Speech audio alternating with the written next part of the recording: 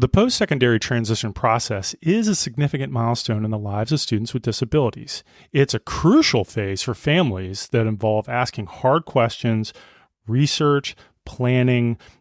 All of that is going to help to address the specific needs and challenges associated with the young adult and their specific disability. In our discussions, we aim to provide you with an understanding of this transition, offer insights into the various aspects of preparation, support, resources that are available to you to ensure your child's successful journey into adulthood, equipping them with the skills and knowledge they need to achieve their goals and aspirations. So, welcome. This is the Post-Secondary Transition Podcast. We try to cover the ins and outs and just about everything in between of the transition process for families of students with disabilities. I am one of the hosts. My name is Patrick Cadigan, and in this process, I do have a co-host, and who would that be? My name is Meghan Smallwood, and I'm a public school transition coordinator. And today we are here to have a conversation with a wonderful parent who just went through the transition process. And I know her story, and she shared her story with my team not too long ago. And I'm very grateful that she's here to share with us. And her name is Jane Plapinger. So welcome, Jane. Thank you. It's great to be here. So I guess the best way is just to start off to share a little bit about you and your son. Do you mind telling us about him? Sure. David, my son, is on the autism spectrum. He's very social. He's usually in a very happy mood and brings smiles to the faces of people who he interacts with.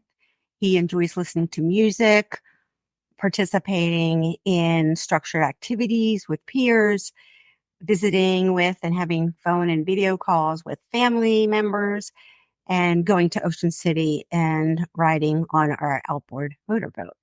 He also has really enjoyed work-based experiences that he had both in school and during school in the community. So he went to a public school in our community until he was toward the end of 7th grade. And due to behavioral challenges and lack of engagement in his learning, he went from our home school into a non-public. And then, sadly, after 2 years, he kind of behaved his way out of our home. We had a lot of behavioral challenges, and home ceased to be a safe place. And he went into a non-public residential school in the state. Can I ask, what age was that then? Just shy of his 17th birthday. And then, Jane, if you don't mind, when you talk about behavioral challenges, what behavioral challenges were you experiencing? He had 2 behavioral triggers. We went through a behavioral treatment program at Kennedy Krieger to analyze his behavior and identify his triggers. The behaviors included verbal and physical aggression. At school, he had behaviors, but they were manageable. In school, the non-publics had really deep behavioral supports that helped him. His triggers at home were my attention. He wanted my attention and could not tolerate not having my attention. He couldn't tolerate 2 minutes of not having my attention. So home life became really challenging because you have to do things like make dinner and answer the phone and all kinds of things. And then also losing a desired object like tablet. Looked like a lot of kids' tablet time is over. So yeah, it wasn't safe for us anymore at home. I know that has to be a hard decision to make, and I know I've worked with a lot of families who struggle with it. But I think you brought up a good point. Home wasn't safe anymore, and that's really crucial for not just, your son, but the rest of the family. Yeah, it was heartbreaking to take him out of his home.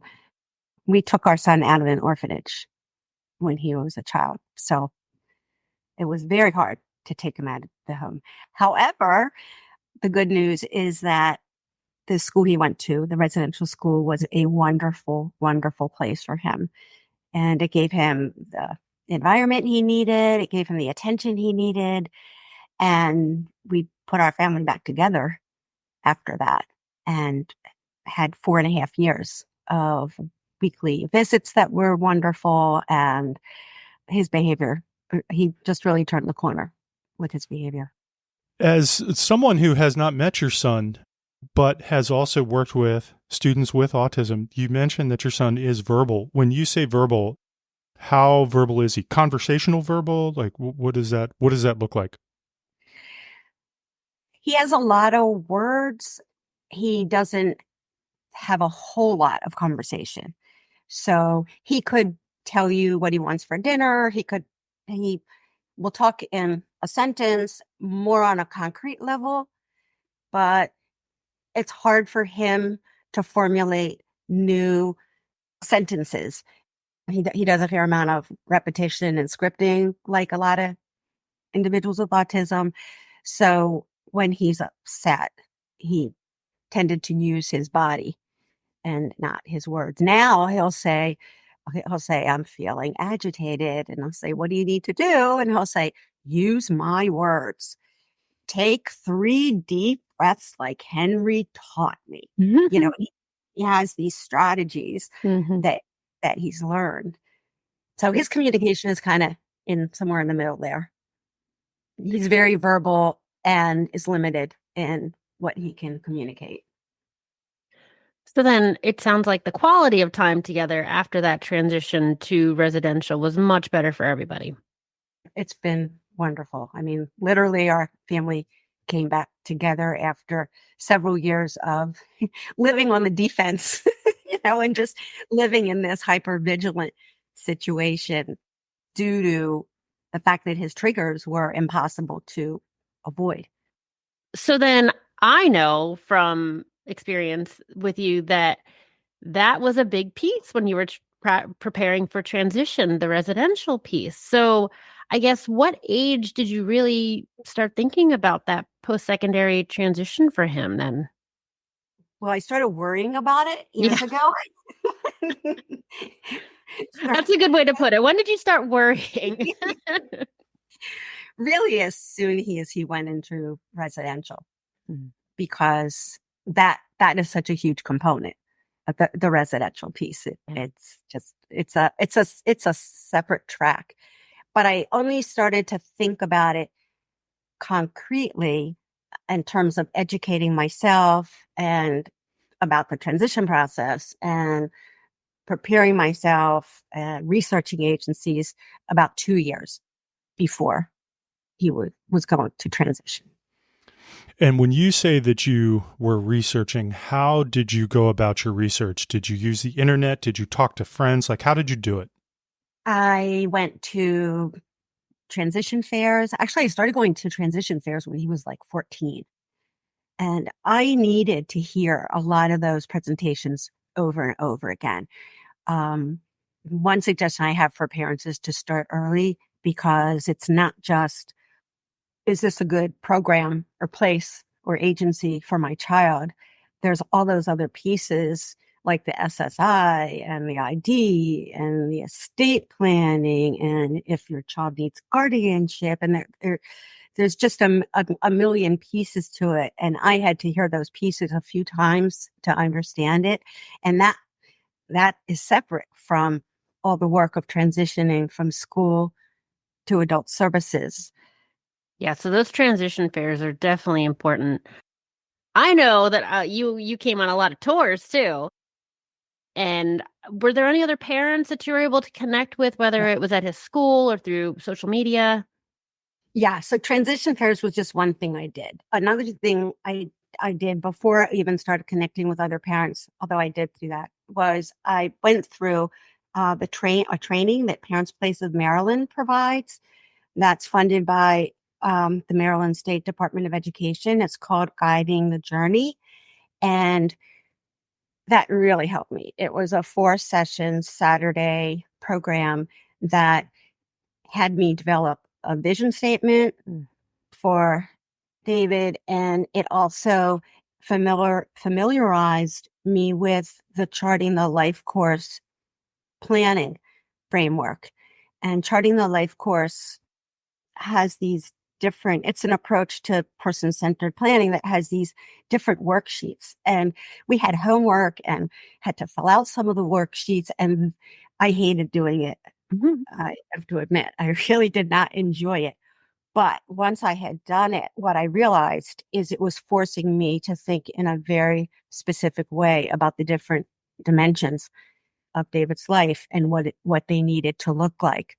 So that when I started to visit agencies, which is another thing I did, I already knew what I was looking for, because those worksheets forced me to articulate not just my vision for David's life, but what that would look like, what kind of supports he would need, what kinds of things he enjoyed, what kinds of things he didn't enjoy, what kind of technology he would need, and so many other things. So by the time I started visiting agencies, I had a picture in my head of what I was looking for, and I had written out questions that would enable me to get at or try to get at the information that I needed from a given agency to make a decision whether to put them in the yes, I'm interested pile, I'm not sure pile, or no way, is this going to be a good fit for my son pile. As we have talked with others as well about this process, how did you differentiate that? Like, what helped you to understand that, okay, this agency might work better for me versus this other agency where, I'm not really getting a good feeling about them? Was there a tried and true method that you would use? One thing that was very helpful when possible was to visit the agency. And I was doing it at the tail end of COVID. So that was very challenging because a lot of agencies were not doing in-person tours, and I did a few virtual tours. I think you organized a few, Meghan, and you really can't tell a lot from a virtual tour. I wanted to meet the people. I wanted to look at the facility, little things like, is there a separate bathroom for the clients and the staff?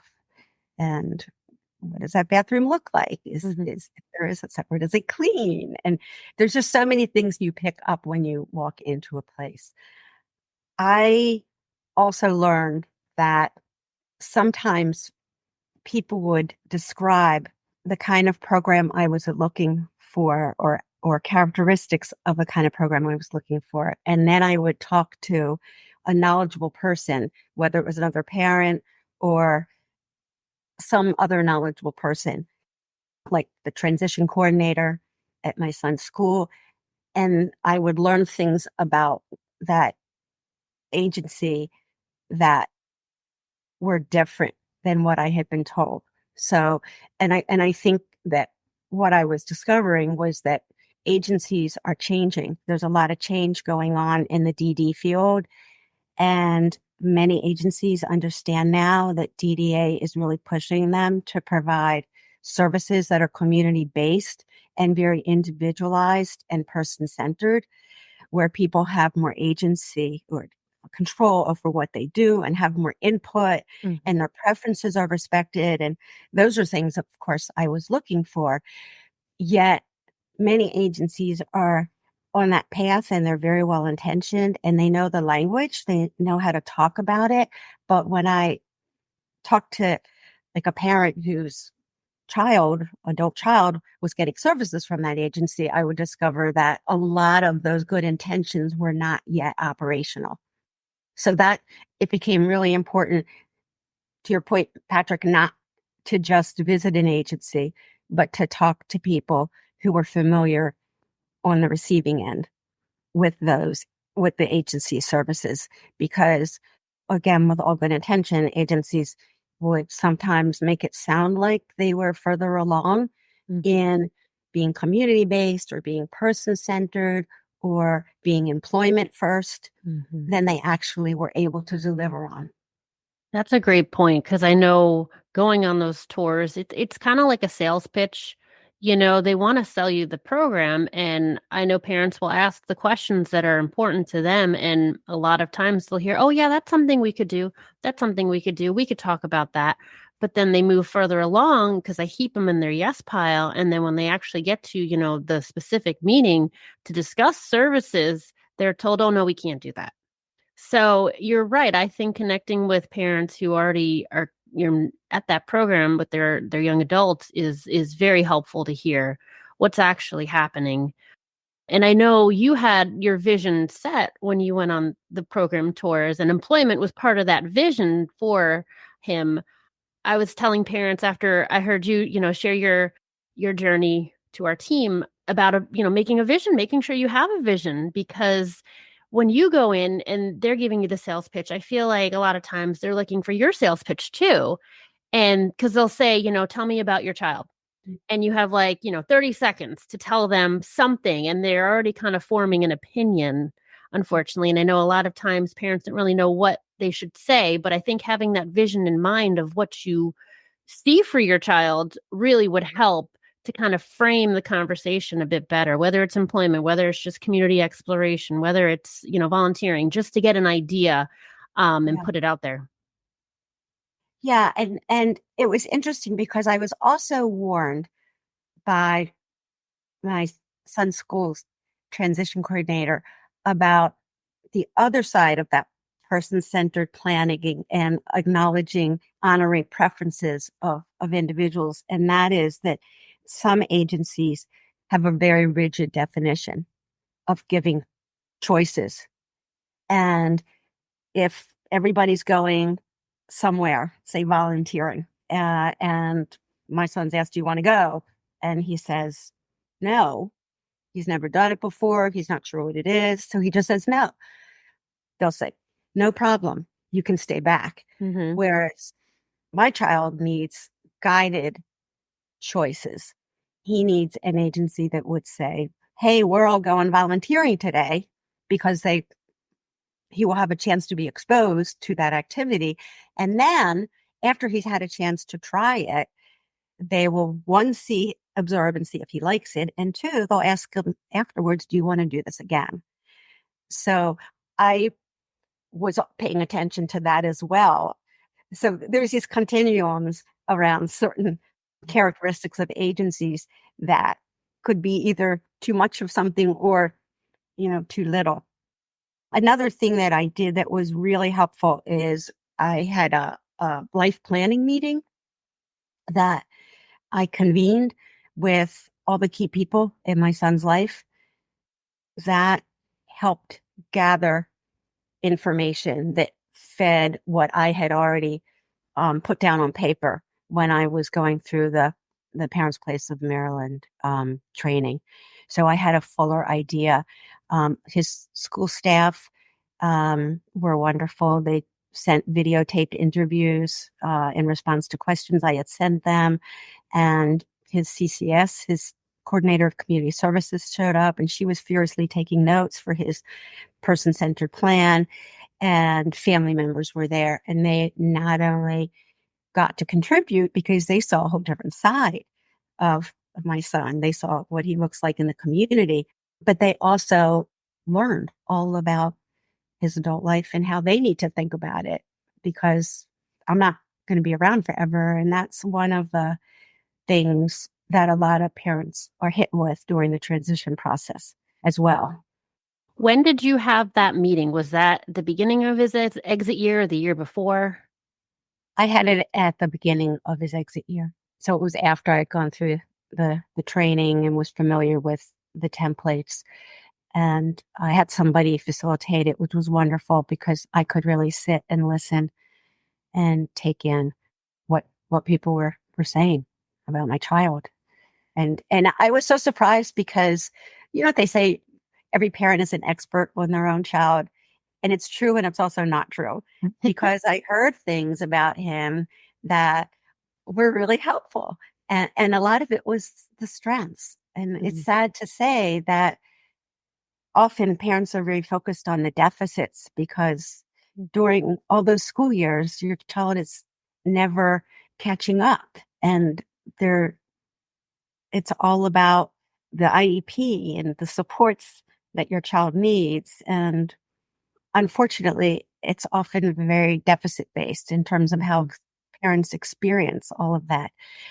And thinking about planning for your child's life, adult life, is anything but deficit based. It's Right. like a total 180. It's, oh my God, this, I want him to be happy, healthy, and safe. And this is what it's going to look like. And these are the supports that he's going to need.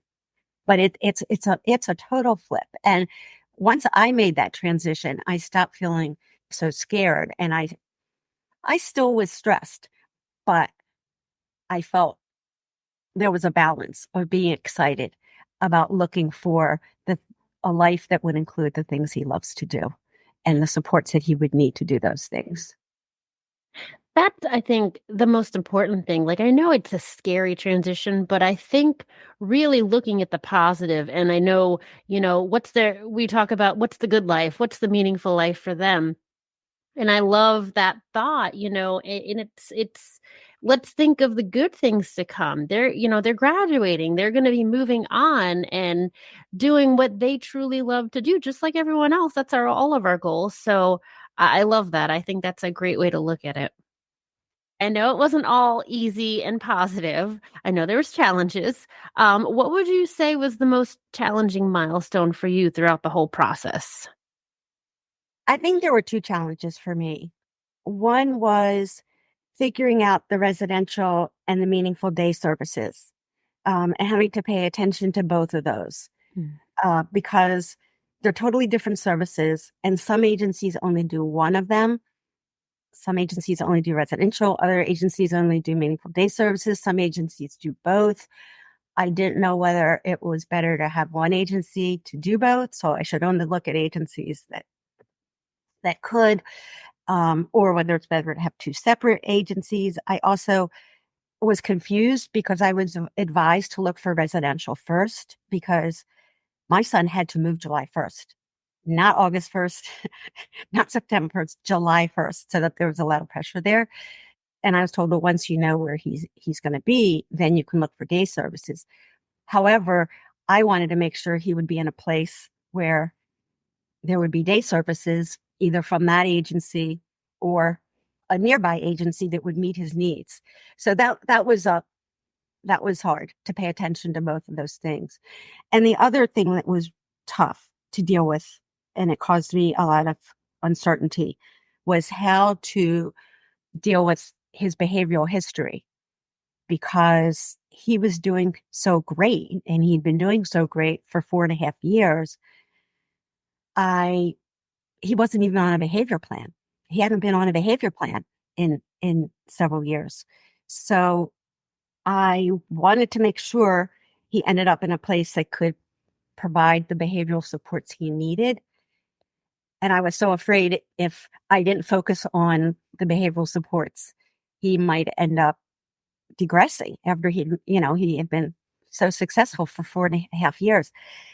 On the other hand, I didn't want to exaggerate his behavioral challenges because he wasn't having significant behaviors. And there are agencies that do not want individuals with significant behavioral challenges. And there are agencies that are very eager and happy to serve those individuals. So that was a whole confusing piece. And I had some unhappy moments when I remember reaching out to one agency and all this person wanted to ask me on the phone about was the behavior. She wanted to focus on how bad was it? What was the worst behavior? And never asked me anything else about my child.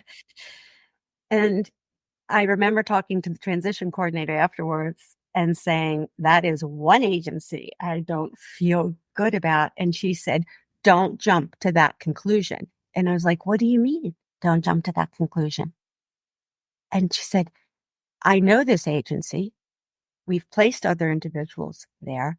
Once they're there, they take care of them really well. I think they just wanted to make sure they could support him. And so that's how confusing this all was, because that was so off-putting.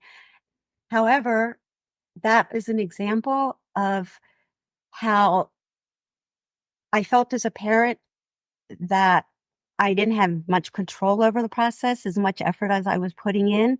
And agencies all had their own approach to asking for information about my child. And some of it was unsettling. Many agencies, when I called them, and I called a lot of agencies because of the residential and how hard that was going to be, a lot of the agencies wouldn't even tell me if they had any housing available, any residential service available, until I submitted all of David's documents, his psychological and his IP. And I felt like I was violating his privacy, sharing all this information with an agency that I didn't even know if I was interested in the agency. But I had to go along with their process, even though their process did not feel good and it didn't make much sense to me. Also felt like, oh my gosh, they're going to spend all this time reading this information about this young man, and his family might not even be interested. And so I was worried about wasting their time. So it was a very, very confusing process. And I also found that many agencies, and I think COVID had something to do with this, since this was the tail end, there were agencies that we had interviews, we submitted all this documentation. I was doing all these follow-up calls, trying to figure out, okay, are they willing to serve him or not? Should they be on the list or off the list? And I wouldn't hear from them. And then it got to be like end of March, and I was told, you need to lock, my CCS said, you need to lock this in because of the residential piece and how it has to happen on time. And so I had to eliminate these agencies that we had put so much effort into. And they had met David, had all this information, but they wouldn't get back to me. And then two of them, after I made a decision, reached out to me and said, hey, we're interested. and it was past the time frame that we could consider them. And actually one of them, and I had made so many calls to this agency because I really liked them, and they just wouldn't call me back. I emailed. And when I went with this other agency and I emailed them a thank you, we're going with another agency, the email I got back was, oh, we were so looking forward to providing services to your son. But their day program and their residential weren't talking to each other. One of the other things, it was the residential that wasn't getting back to me. The people running the day services were very eager to provide services to him. So that was just another source of confusion.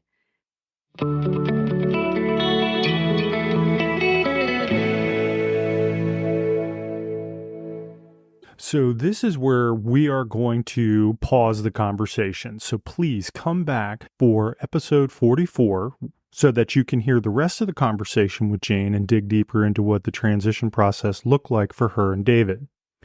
Before we let you go, however, we wanted to share out our Well, That's Helpful resource with you.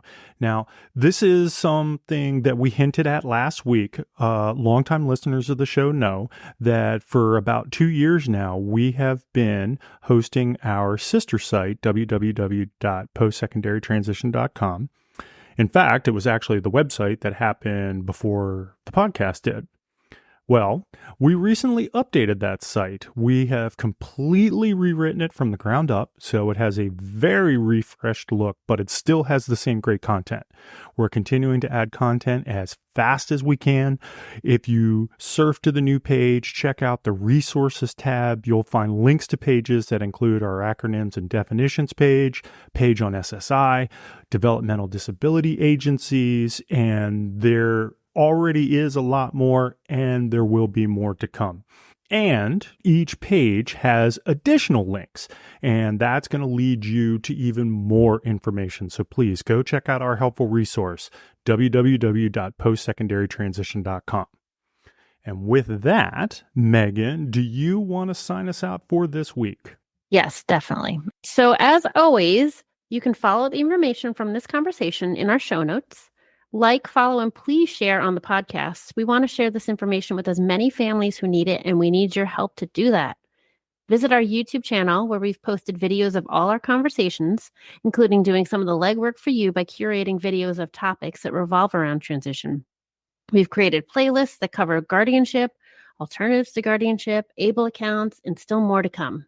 So be sure to subscribe there as well. And finally, check out our website, which is chock full of information around the transition process. We recently redesigned the site from the ground up, and we think it's the best website out there to share information about the transition process. So go to www.postsecondary-transition.com. All right, fantastic. And this was the end of part 1. We will be posting part 2 very soon. Please come back and finish out this amazing conversation. Fabulous. Thank you, everybody. Thank you.